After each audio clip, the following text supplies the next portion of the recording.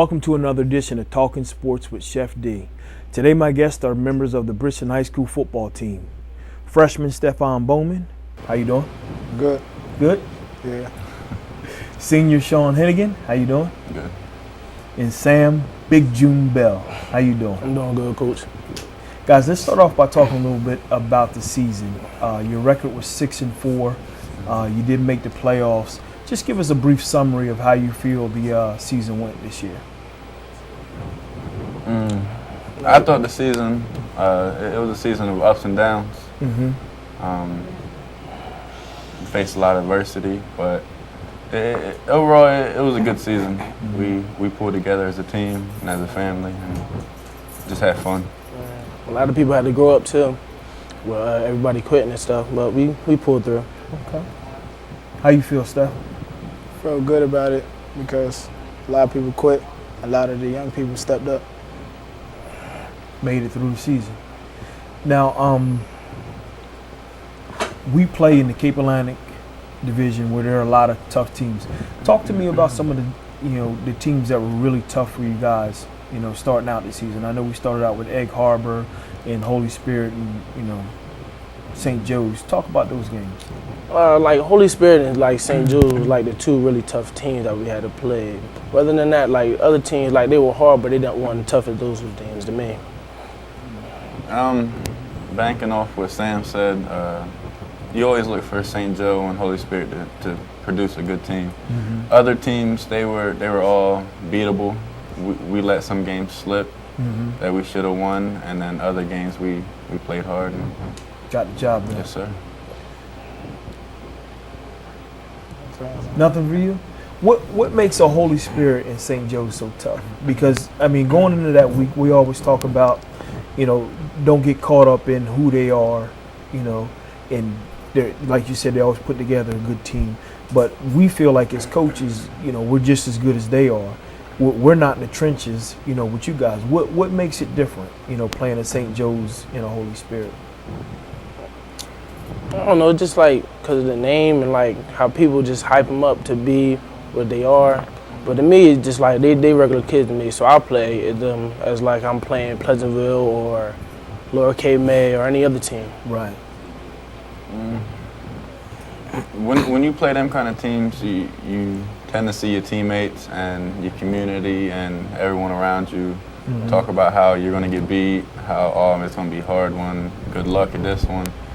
When reality, they put their stuff on just like us. Exactly. It's just one of them mind things. And that's what I was going to say. It's a mental mindset. So if the two of you as, seniors and leaders, playing those guys for 4 years can kind of portray that to, the young men like Steph and, let's get rid of that stigma that, St. Joe's and Holy Spirit are supposed to be, oh so grand. That would be helpful, I would think. Yes, sir. What do you feel about like a St. Joe's and Holy Spirit, Steph? Well, to me, I'm a freshman, so I really never played them. So I just wanted to see how really good they was. I always heard of them, but never played them to this year. So is there a natural fear because, like Hennigan said, you hear people in the streets, say you're going to get beat. Is there that natural fear, for you? No, because they kids just like June said. They're just like us. Now, we talked about, some kids, leaving the team, we'll say. Let's move on past that. You get into the mainland game and you're kind of in the driver's seat. If you win that game, you make playoffs, but you got all these young guys who have never played before and haven't grown up. What's the mindset going into that game for you guys? Really, we got to communicate with them. We can't leave them out there like by themselves, so they feeling like they just by themselves. Like we got to keep talking to them, like bring us all together as a family, and also for them, they have to grow up too, because we can't baby them on the field, so they got to grow up. What about you? Being the senior on the field, you felt as if you were a player and a coach because you're playing with freshmen. Right. And the whole week preparing, you teach them all you can, and then when they get in the game, they go out and play. But older kids, we kind of put our team from a bunch of individuals, and we practiced together, and we went out and played like a team. Everybody stepped up when they needed to and produced when they needed to. and you as a freshman, you know, you're on the other side of it. You see the importance of, you know, making playoffs and all that. But what is your mindset going in? Are you nervous that, you know, you might make a mistake or mess up? No, not really, because I know I can ask the seniors for help if I need it, or where to go, something they're going to tell me. Now, going into that game, I remember it's cold out. You know, they got all those fans over there. They had, you know, senior night or something going on. It was crazy. Our mindset was just really, you know, cavalier, laid back. You know, let's just go out and, you know, sling it. Let's have a good time. Am I right in that? Yeah, you're right. Just to have fun, like just to play hard, do what you taught, do what that we taught all week. Like just do what you taught, have fun. You're down 14-0. In your mind, is it over? No. Not to me. No. It's never over. It's never over till the clock hits 0. Once the clock hits 0, then you can say, oh, the game's over, good game, this and that. If there's any amount of time on the clock, anything can happen. Okay. You're going to overtime, and you hear the call come in that we're going to fake the extra point. What's your thoughts? My first thought is who they was going to throw it to. Then I was saying in my mind, please don't drop this pass. That's all I was saying. Because we won't name names, but the receiver who caught it doesn't normally catch all the time, right? Well, yeah, not really. Like, but he had a good game. Yeah. He caught everything that was thrown to his head. Yeah, he had a good game. It's hard. What's the feeling like once he does catch that and the referees say touchdown? I felt like I won a championship. It really was, did. Like I was really excited, like ecstatic. Like it was one of the moments where when I snap the ball, I'm blocking, the crowd sucks all the air out the place. It's like he catches it, and then it's just like it's a big sigh of relief. It's just like it was overwhelming. You look at your teammates, everybody's happy, going crazy. And it's one of them things that I remember for the rest of my life. Me too. Being out there with fellow seniors and freshmen, being able to win that one in overtime, it was. And what about you, Steph? How'd you feel about it? Felt real good and excited. Like a championship. I was excited when the call comes up to me, because we're on the headphones, and one of the coaches says, you know, we're going to fake it. What do you think? Go for it. Another coach, I'll name his name, Coach Max, said, I'd kick it. But it was exciting. It was something that I'll never forget. Moving on to the Burlington game, talk to us about, you know, that game really doesn't mean anything, you know, as far as, you know, getting in playoffs or moving forward. How do you feel going into that one? I feel as though it meant everything to me because it was my last game. So I feel as though this is the last time I'm going to get to play football and put pads on with my teammates and stuff as a senior in Bristol High School. So I feel as though I had to give it all, give everything, leave everything on the field. What about you, Sean? It was an emotional game. The week of practice building up, so we had our maroon and white game going on. So it was fun, little rivalry. White one? No, 2-0. Thank you. Anyway, it was emotional. It was last game. We got to play with fellow seniors and younger kids, and it was nice though. It was real nice. What about you? My last game as a freshman to end it off and playing with the seniors. My last game ever. A wet, sloppy field, standing water all over the place. If the field had been different, do you think the outcome would have been different? Yeah, I think so, yeah. Outcome would have probably been different, but we can't blame the field. They played in the same stuff we did. So Now, you guys realize what they did to us, right? They beat us the same way we beat Mainland. Yeah, on a fake I was field. thinking about that too. That whole time on the field. To me, it was kind of sour at the end because, you know, I wanted a shot to try and, you know, erase that, but they kind of did the same thing to us, you know, that Mainland did. Moving on from here, you're on the radar for a lot of colleges. What is your plan? Now that football season is over, I plan on taking visits to these colleges and really narrowing down my choice. Okay. So you can't give us an inside track? Not yet. Not yet? Not yet. I keep everybody guessing. Keep everybody guessing. What about you? I think I'll probably go to a JUCO for my first 2 years and then transfer to a 4-year college. Okay. You got plans for college. Why don't you tell us, because you're only a freshman, what your goals are? Where to go? Yeah, where you want to go? I want to go to Oregon, but just do what I have to do in school. I think I can go. Keep your grades straight and keep playing football. Banking off what he just said about going to Oregon, like seniors talk to the younger kids, and we told them if they hit the weight room hard, stay together, and keep them grades. Work hard. Sky's the limit. Sky's the limit. That's it. There's a stigma that, you know, kids from Bridgeton can't go anywhere, and I'm quite sure you guys have heard that. How do you feel when you hear people say that, you know, because you're from Bridgeton, you can't go to college? I think it's like, it's an insult, because I feel as though we have the same chance as anybody else if you do what you're supposed to do. Like, you can't just go around like being lazy and whatnot, but if you do what you're supposed to do, you can go anywhere. I think it was 10 years ago, Maquan Dawkins was the last kid to go to a 4-year school, Division I. He went to Iowa. Does him doing that, you know, mean anything to you guys because it was so long ago? Somewhat. But yeah, somewhat, I think so. Cause like somebody did actually make it from Bridgeton, but you gotta do what you gotta do. Like, you gotta do what you gotta do to get yourself in the predicament and the place where you want, that you want to go. What about for you? Bridgeton is a school where we have abundance of talent. Bridgeton football, it's really good. The problem with it is that kids don't tend to keep their grades. If they would keep their grades, you would have so many kids going to D1 colleges come out of Bridgeton, because our talent is so good. Right. And then you just work hard, because you don't want to be another one of the people that other people talk about, like, man, this kid could have did this or this kid could have did that. So you pride yourself on being that kid that everyone's like, wow, he did this, or wow, he did that. Right.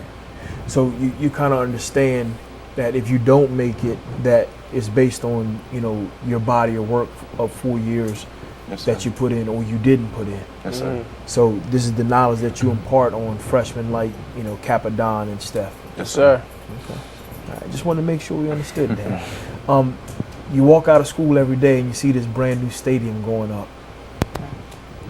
I kind of thought, you know, it would have been done before now, and I'm sure you guys wish it had been done.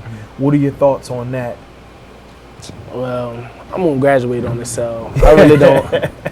You know, it's a new stadium, good for the school, so it's not really like, I'm not mad that we didn't play on it, so it's okay. You may have a chance one day. Maybe. It's definitely one of the things where it's like it would have been nice luxury to play on it. It would have been nice to play at our home stadium. Right. But as a senior, we were still blessed with home games. Right. So I wasn't as upset about it. Okay. And then a young man like, you know, Steph, he's got 3 years where, you know, he can really torch that field up. Are you excited about getting on it? Yeah, I can't wait.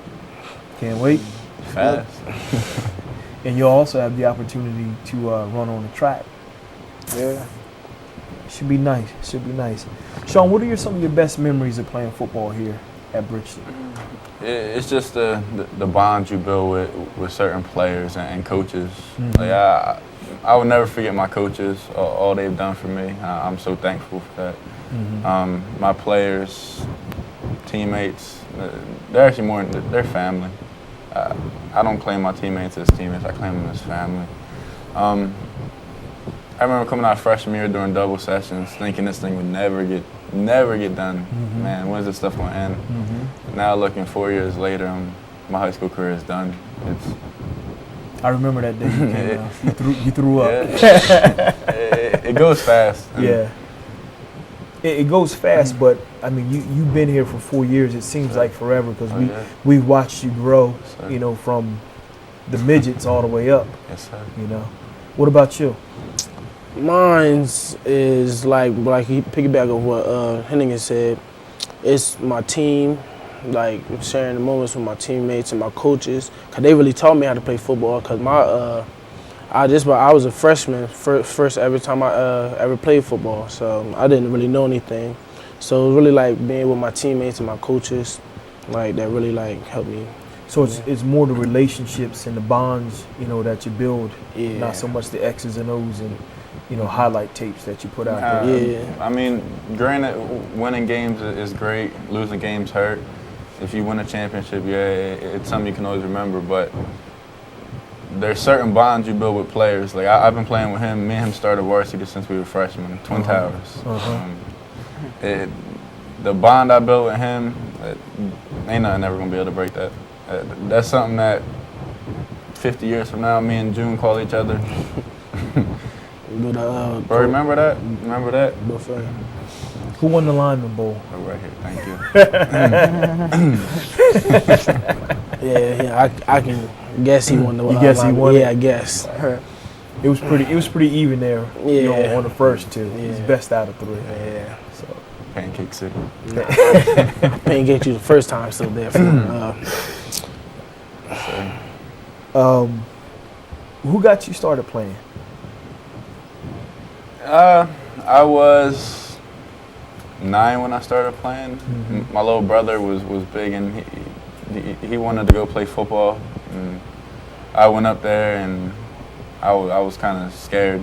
All the new coaches, everything, I wasn't sure about it. And I was going to sign up and I said I didn't want to sign up. I couldn't do a push-up. So I didn't want to sign up. Didn't want to sign up. And got home and I was thinking about it and went back up there, signed up.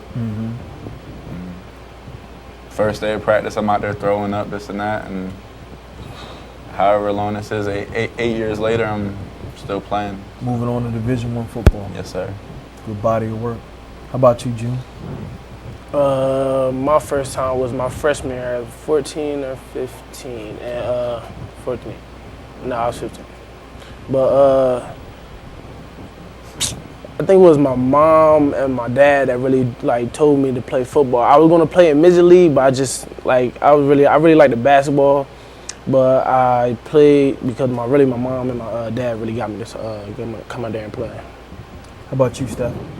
I started playing when I was like on the Bulls, like 7. My first day, I cried. I didn't really want to get out there with the other kids. But then I worked through it, still kept with it.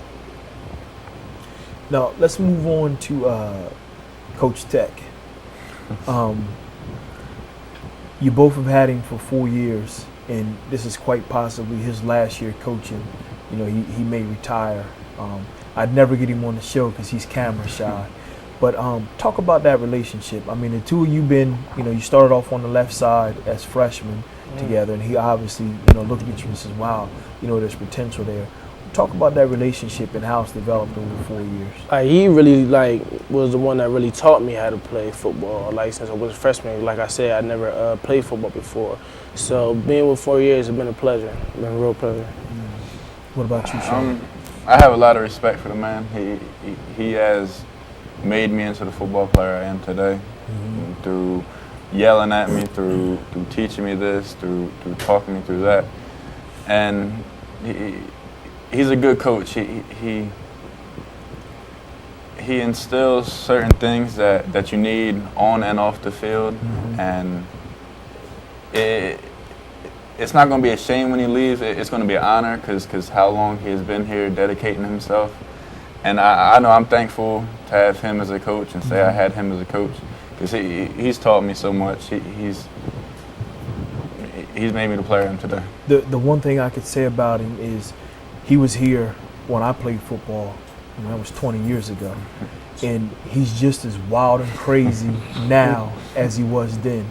Because I remember when he first came out, he's running around and he's knocking kids down as he's demonstrating, how to do this block and how to do that block. And I'm like, this guy's crazy. I said, what did I sign up for? Because I was like you, I didn't play till I was a freshman.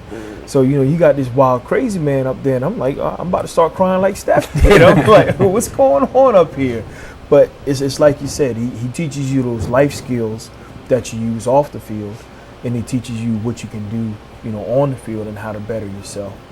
But his way is his way, and it's Yes, sir. Yes, sir.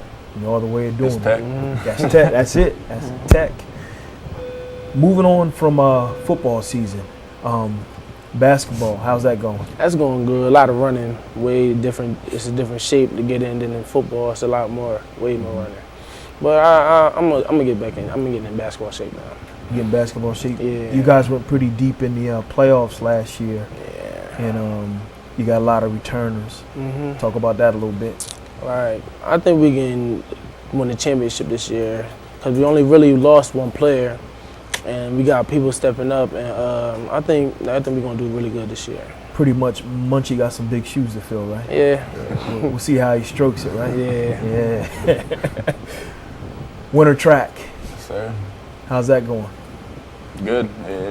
Winter track is always a pleasure. I mean, we're still with the same coaches from football, so we're still building that bond. Right. With Coach Wilkes, working hard in the weight room, throwing the shot put. Last year, me and Levon tag team for state championship, so hopefully repeat again. Well, you got a pretty good partner this year, Brahim Days. Not bad. Not bad. You're moving on to basketball. First couple of days of practice. I know there's some, big expectations for you. Tell us a little bit about that. Yeah, I hope to do what I did for football, work my way up to varsity to help the team get better, and just play hard. Now you're a unique athlete in that you play football, you play basketball, and you run track. And you keep, saying very humbly you want to work your way through. Where does that come from? Myself, and knowing that none of my parents never went to college, I just want to make them happy. You want to be the first one in your family to go to college? D1 college. D1 college. Okay, good. Very lofty. We'll see you in 3 years, and hopefully that'll come true. Yes, sir. We'll do what we can. We'll do what we can to make it come true. Well, it's been a pleasure having you guys on. It's been a good 4 years, coaching you guys. We got one more season together, all three of us together for spring track. So Big All June. 4 of us. That's right. That's right. But Big June throwing the jab, and you out there in the shot and the disc again. Again, it's been a pleasure. Glad to have you guys on the show. Thanks for coming down and Thanks for having us. spending time out of your classwork. Go make it up. Yeah. Yes, sir. All right. Thank you very much for watching another edition of Talking Sports with Chef D. Have a good night.